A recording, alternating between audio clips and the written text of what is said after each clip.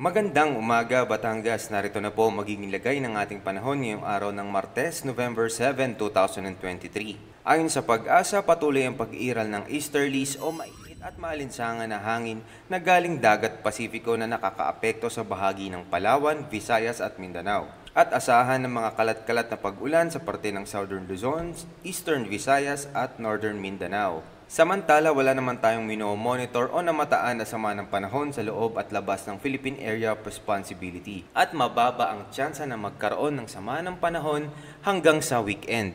Para naman po sa probinsya ng Batangas ay makakaranas ng maaraw papunta sa bahagyang maulap na kalangitan at may mga tsansa ng mga pag-ulan sa bandang hapon, dulot naman po yan ng localized thunderstorm. Sa hilagang parte ng Batangas ay may 65% tsansa ng pag-ulan. Sa silangang parte ay may 45% tsansa ng pag-ulan. Samantalang sa kanlurang parte ay may 40% tsansa ng pag-ulan. At sa timog bahagi ng Batangas ay may 43% tsansa ng pag-ulan.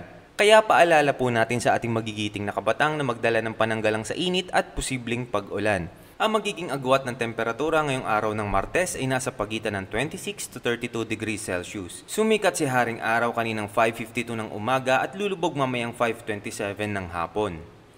Lagi po nating tatandaan, ligtas ang may alam. At tulad ng laging paalala sa atin ni Governor Mandanas, laging maging handa, ingat at magiting. Mula po sa Batangas Provincial Disaster Risk Reduction and Management Office, ako po si Jomidale nag-uulat. Magandang umaga po.